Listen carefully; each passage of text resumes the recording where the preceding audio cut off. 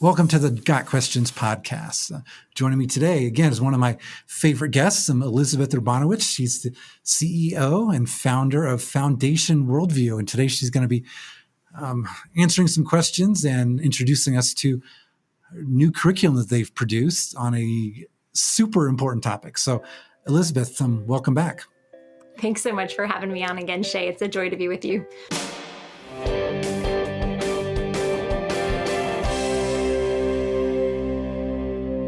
So just for our audience who may have not seen one of the previous episodes that you've been in, but tell us this super briefly, what is Foundation Worldview? And then tell us about what led you to produce the new God's Good Design curriculum. Yes, so at Foundation Worldview, we are an organization that is designed to create resources that equip Christian adults, specifically Christian parents and educators and church leaders, to equip the children that God has placed in their care to carefully evaluate all of the ideas that are coming their way so that they can think clearly and understand the truth of the biblical worldview. And here at Foundation Worldview, we love Got Questions, and we are constantly pointing parents and others who are working with kids to Got Questions because we say, we don't have all the answers, but the Bible does. And here's a great resource to help you find some of those biblical answers. So that's Foundation Worldview in a nutshell. And then what we're talking about today, our God's Good Design curriculum at Foundation Worldview, that this is actually a curriculum for children ages 4 on up. So roughly ages 4 through 8, that's laying the biblical foundation for topics such as identity, gender, sexuality, marriage, and family.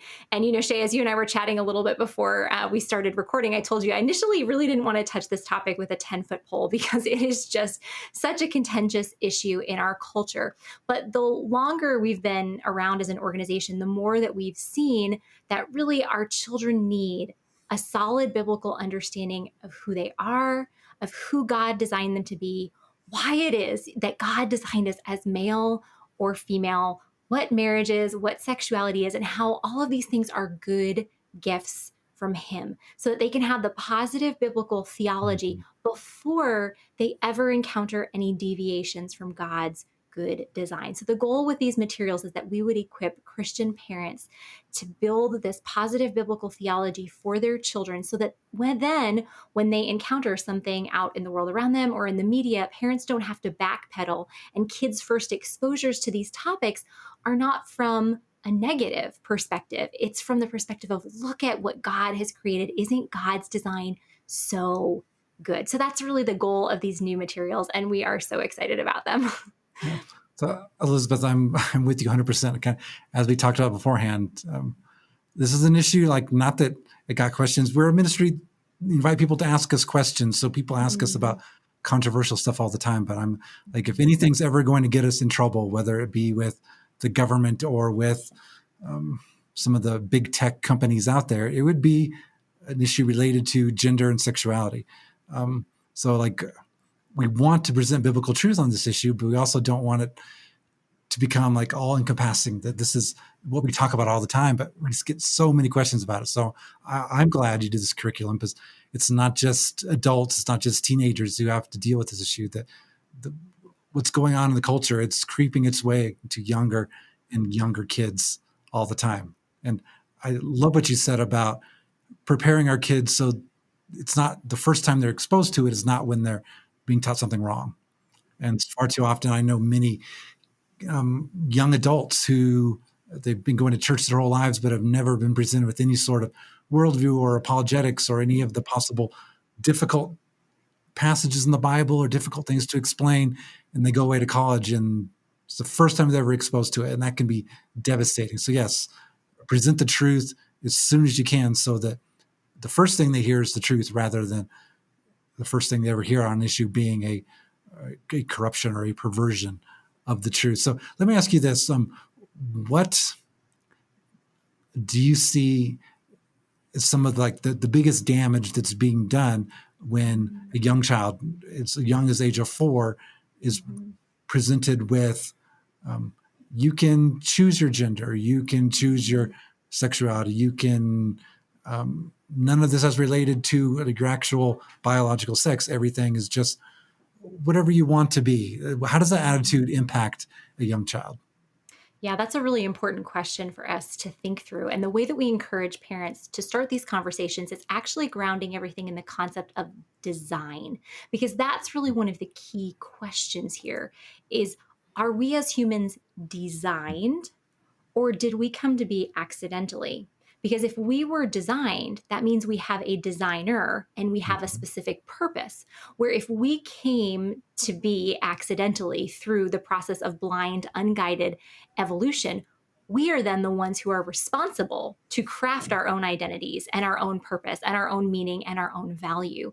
And so it's really important to first talk with little kids about the concept of design, just to know design is a purposeful plan, and to look at all the world around us and see all of the amazing places where we see design, whether it's Legos or a dollhouse or the refrigerator or a bike or the car, the family car. And then to talk about how design always comes from a designer. We look at Legos and we don't just think, wow, it's so amazing these Legos got here by accident, or we don't look at a refrigerator and think, wow, it's so great that all these parts came together, to make this refrigerator. We know that someone intelligent designed this. And then we want our kids to understand that designers understand their design best. So it's best when we know and follow the designer's design. So if our kids are the first time that they're ever spoken to about their purpose, about their meaning, about their identity, is just this narrative that you get to choose your own identity. Well, a few things happen. One, that puts an incredible weight on a child. Like, we tend to think like, oh, take away all restraints, like that's freedom. What happens when you take a train off of its tracks? Like, that's not freedom for the train, that's enslavement. It can't go anywhere. Its wheels get stuck, it might roll down a hill. Where within its proper boundaries, that's where true freedom lies. And so we're putting just this weight that our children are not designed to carry on them. But not only that, then we are taking them away from the designer's design. Because as you mentioned, a little bit earlier, that the world views the Christian view of sexuality and gender and marriage and family, as just oppressive and hateful, where if God truly is the author of these things, if Jesus truly rose from the dead and Christianity is true, and the rest of the Bible is true, and God has designed, us as individuals in a specific way, things are going to go best. We are only going to be able to flourish if we live according to that designer's design. So I would say with little ones, we want them to understand that they have been designed, that they don't have to bear the weight of figuring out how do they feel about everything and what does that say about their meaning and identity. And they're always having to craft this identity, but that they can rest in what the Bible has revealed. We look at the first chapter of the Bible in Genesis 1:27. In that verse, God is saying, let us make man in our own image. And then it says, and God created man in his own image, male and female, he created them.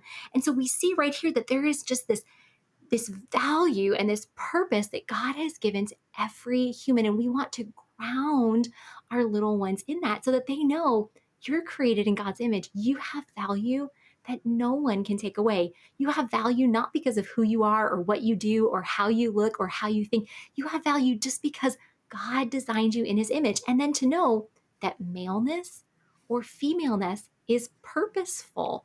And it's purposeful that God created you as a boy or God created you as a girl. And that's such a good thing. We want to lift that burden off of them that the culture places on them in the name of freedom and help them see that true freedom is living according to the designer's design. Yeah.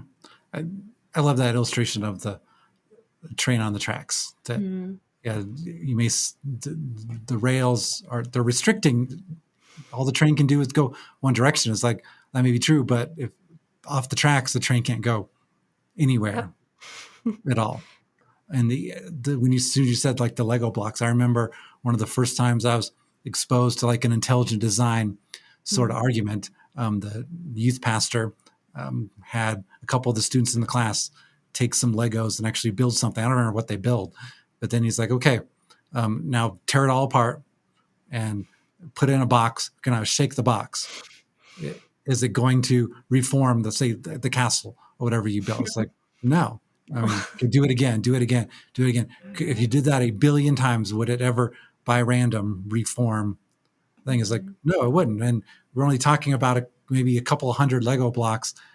DNA itself is a million times more complex than that. And you're trying to get us to believe this all happened by random chance, by an unguided process. It's like, no, everything about creation speaks to the need for an intelligent designer.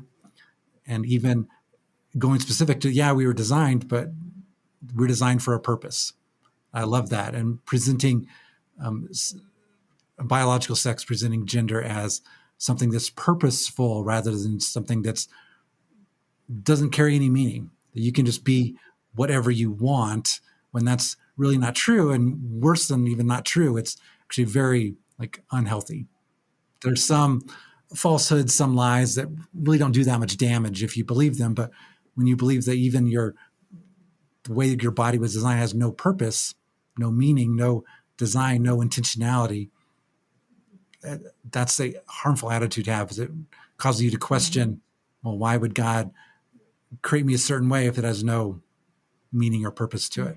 So I love that you're presenting this as a positive thing, but far too often Christians is criticized. Well, argue against everything rather than presenting, no, here's what's actually true. I think that's extremely valuable. Yeah, and that's what we want our kids to know, that it's not just like, don't do this, don't do that, stay away from this, stay away from that. It's like, look at, like, God is the author of these things. We should be excited about these things because God has designed us purposely and his design is inherently good. And that's what we want our children to see.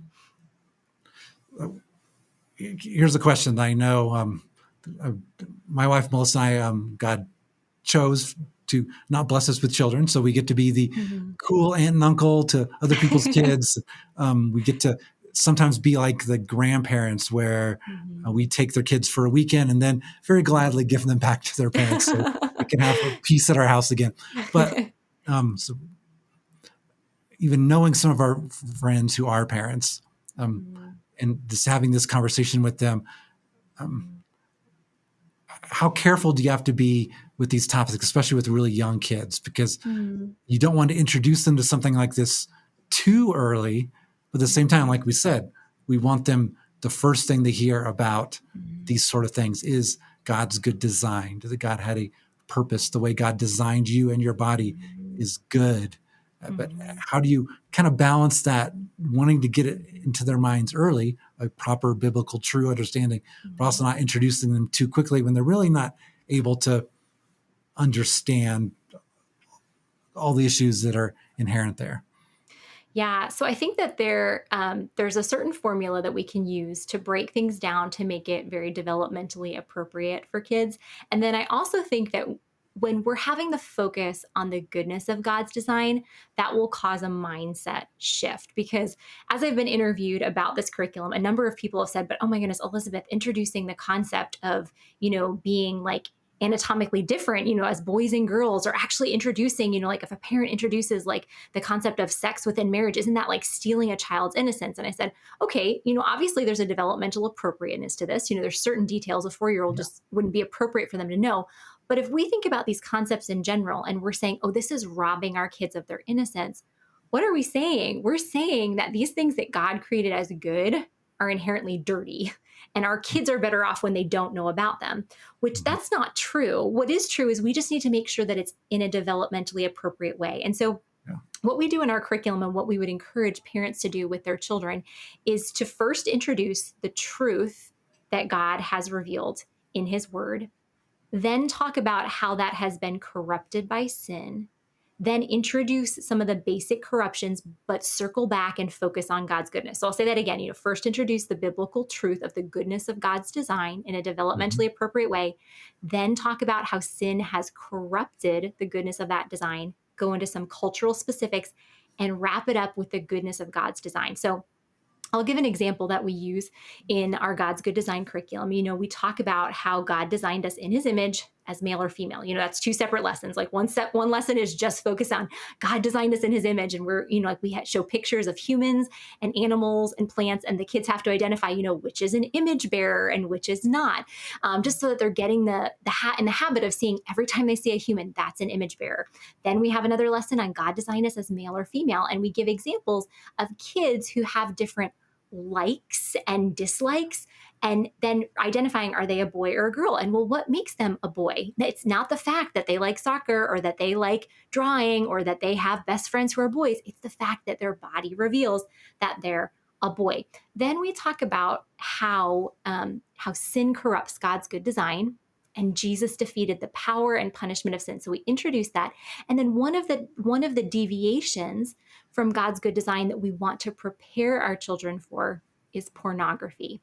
Now, obviously, you're not going to want to sit down and have an in-depth conversation with a 4-year-old about pornography, but you do want to prepare them, because you have no idea what's going to pop up on some device, whether they're by themselves or with a friend, or anything. So what we say in that curriculum is we say, because of sin, not all pictures are good pictures. And so that's just an easy, developmentally appropriate way to say that to a 4-year-old. And we say, the first thing we do is we talk about all the good pictures that there are, and we talk about what are some good pictures that you love, pictures of a family vacation, pictures from your parents' wedding, like pictures of your dog doing a trick. These are such good pictures. And then we say, sometimes there are not good pictures. And then we say, when you go to the beach, you wear a bathing suit, and that bathing suit covers special parts of your body that nobody should see unless your parents are taking care of you or a doctor is examining you.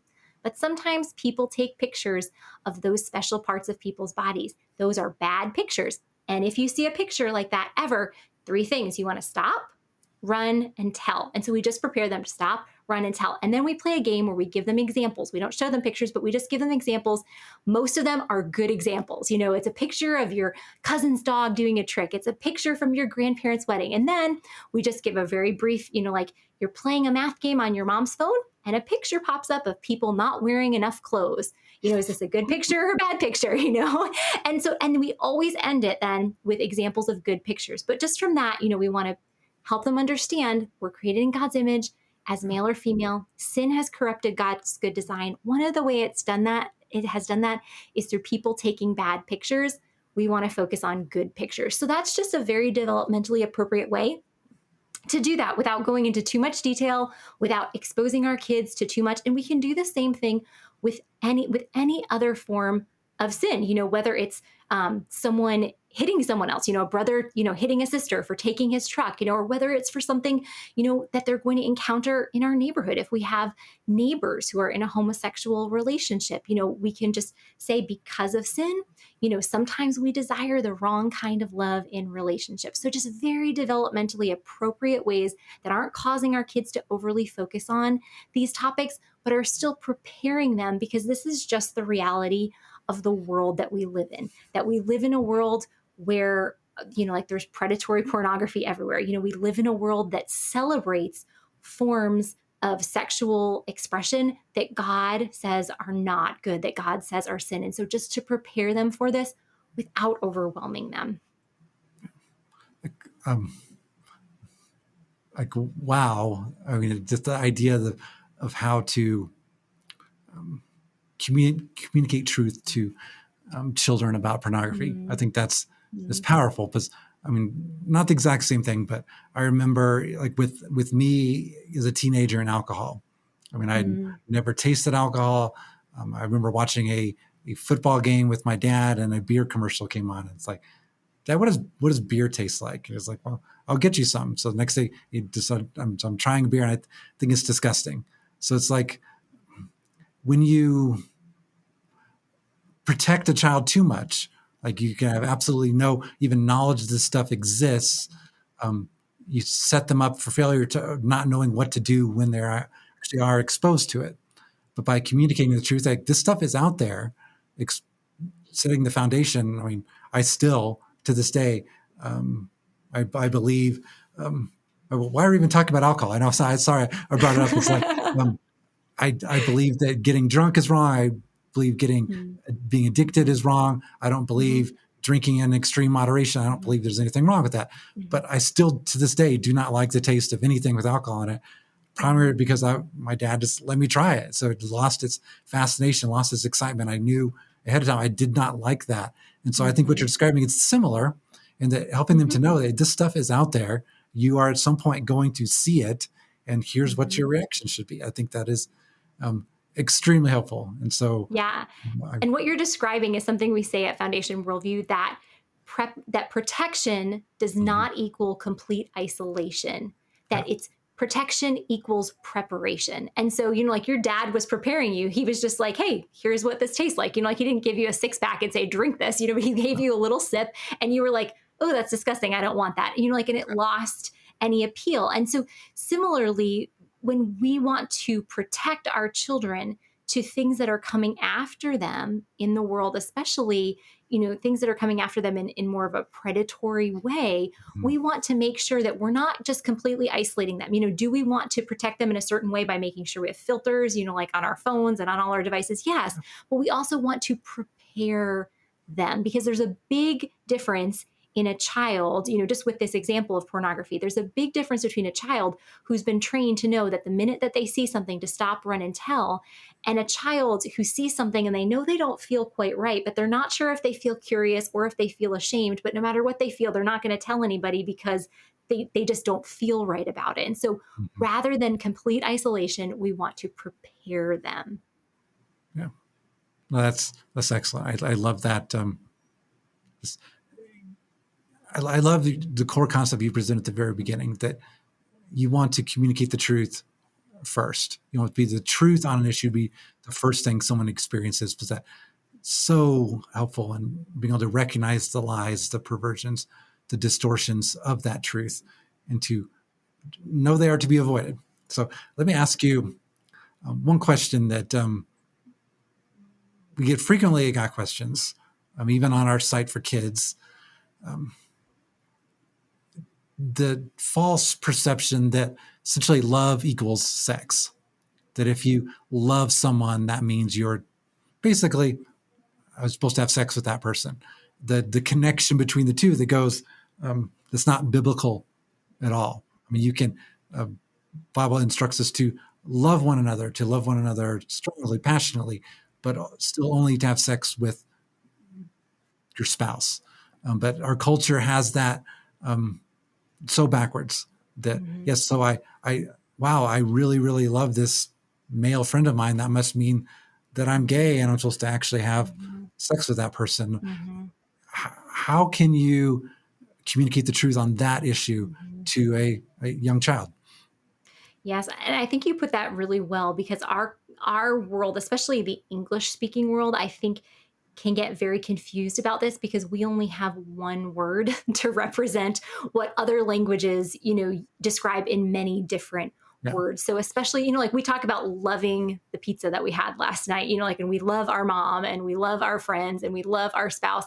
And so right now, the cultural moment that we're living in, you know, as we're recording this in 2024, says that all love is sexual desire. So I even think about myself as, you know, a 12 or 13-year-old girl. If I was growing up nowadays, I would feel very confused, because I remember being on the middle school volleyball team when I was 12 and 13. And I got so excited when I would see the girls on the varsity volleyball team. I did not have sexual desires towards them, but I would get little butterflies in my stomach because I thought they were so cool and they were so athletic and they were so beautiful. And I just wanted them to pay attention to me and notice me. Nothing about it was sexual, and that thought didn't even cross my mind, you know, because I grew up in the late 90s, early 2000s, where nowadays I would probably be a 12-year-old thinking like, oh my goodness, maybe I'm a lesbian, you know, because I feel this way. And so what we want to prepare our children with from the youngest of ages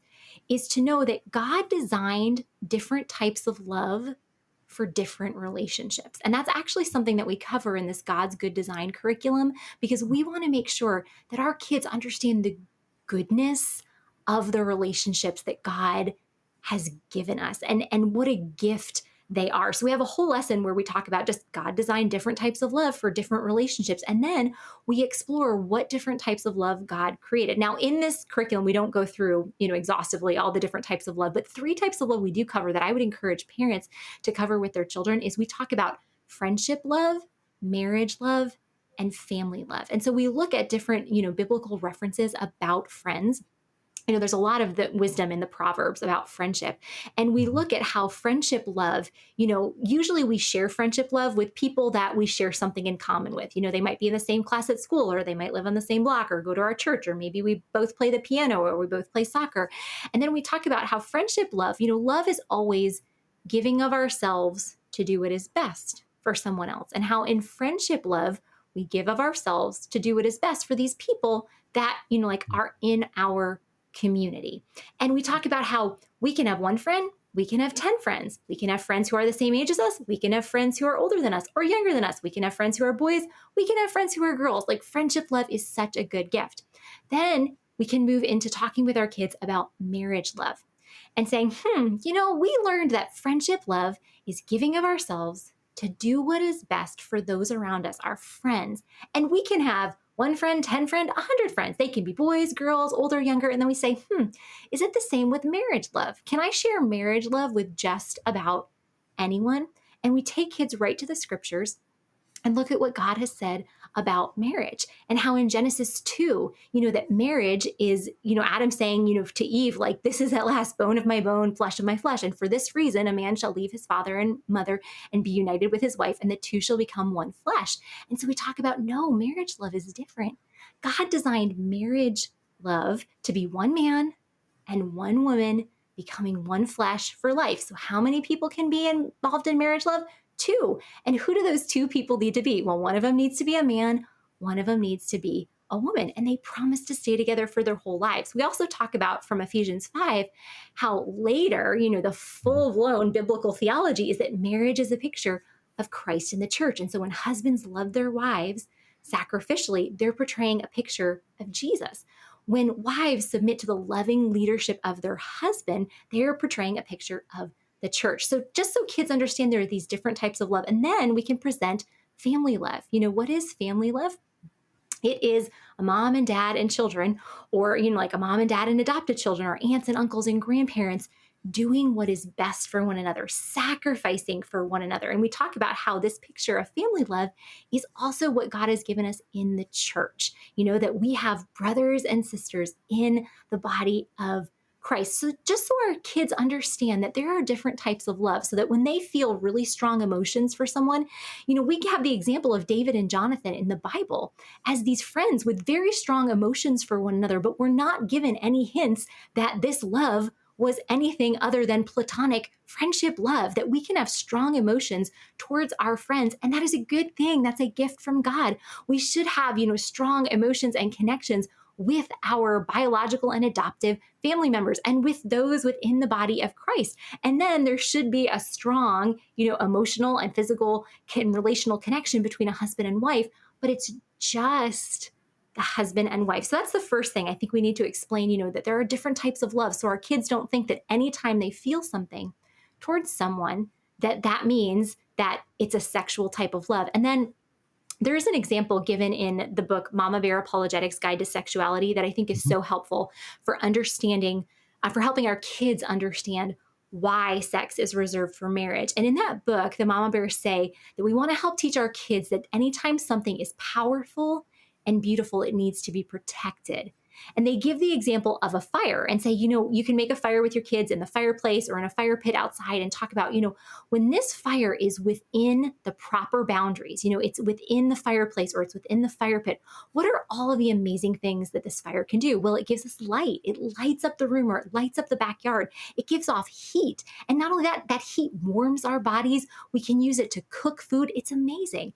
And then say to our kids, okay, what if we took this fire out of the fireplace or out of the fire pit and we put it smack dab in the middle of our family room? What would happen then? Well, oh my goodness, the fire would get out of control. It would destroy our whole house. It might even destroy us, because taken outside of its boundaries, this Mhm. powerful and beautiful thing becomes destructive. And, obviously with 4-year-olds, we're not going to talk about this, but With kids 8 on up, we can talk about, God has given us this gift of sex within marriage. And it's like this fire. It's a powerful thing that the way that God has designed us as humans, that there are actually chemicals in our brain that are released during sex that bond two people together. And so this is a powerful thing. Not only that, sex can lead to the creation of children. And then talk about how within the protection of the fireplace or the fire pit, this gift is an amazing and beautiful thing that this bonds a husband and wife together. It can lead to children who are raised in a home with two parents who love them and are taking care of them. But once you take that fire and put it in the family room, well, what can happen then? You can be bonding with people and then breaking apart, which God never designed. That's not how God designed it. Not only that, there can be physical consequences. You could get sicknesses, that you can never be cured of, that you're going to have for the rest of your life. And then if a baby is formed, which is a gift from God, which is a joyous thing, that baby is going to be brought into a world where it is very vulnerable because its parents might leave one another. They might not stay together. And, that can lead to higher risks of poverty, and so many different things. And so we just want our kids to see that sex is this wonderful gift for this one relationship. And when it's reserved for this relationship, it's like fire in a fireplace or a fire pit. And when it's outside of that relationship, it's like fire in the middle of the family room. It can destroy everything in its path. Yeah. I love it. I love I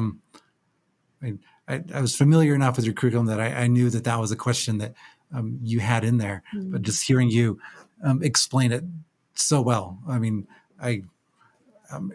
if we had kids, we would definitely take them through the God's Good Design curriculum because we can recommend it to our friends who do have kids, for our church, so many different uses. So I just love how it focuses on, again, like the foundation. Imagine that of the truth of Really? setting a solid foundation for our kids. So again, the first thing they're exposed to is the truth, and then they can build on that foundation, have to actually impact how they respond to things as they are exposed to them. So I love that about this program, and I've always loved that about Foundation Worldview in its entirety. So this real quick, Elizabeth, if people want to learn more about either Foundation Worldview or the God's Good Design curriculum, what's the best way for them to do that? Yes, well, if you can remember the name Foundation Worldview, just go to foundationworldview.com, or you can Google us. We should be the first thing that pops up. And then if anybody is interested in purchasing and using the God's Good Design curriculum or any of our curriculums, if you use the coupon code questions10, you can get 10% off any family license. That's awesome. And we'll, of course, include links to foundationworldview.com and also the God's Good Design curriculum. When this show goes live, it'll be in the show notes. It'll be on the description on the YouTube video when it's published, and then also at podcast.gotquestions.org. So, Elizabeth, thank you once again for what you're doing. Thank you for coming on the podcast and explaining it so well. I love what you're doing. I love the passion that you speak to these issues, that both them very thoroughly biblically informed, but also truly care about the people you're trying to reach and trying to get them off to a good start. And that's hugely important, as I've experienced in my life and seen in the lives of others again and again and again. So thank you for what you're doing. Keep it up. Oh, thanks for the encouragement, Shay. And thanks so much for having me back on again. Yeah. So this has been the Got Questions podcast with Elizabeth Urbanowicz from Foundation Worldview about their new God's Good Design curriculum. So, got questions? The Bible has answers, and we'll help you find them.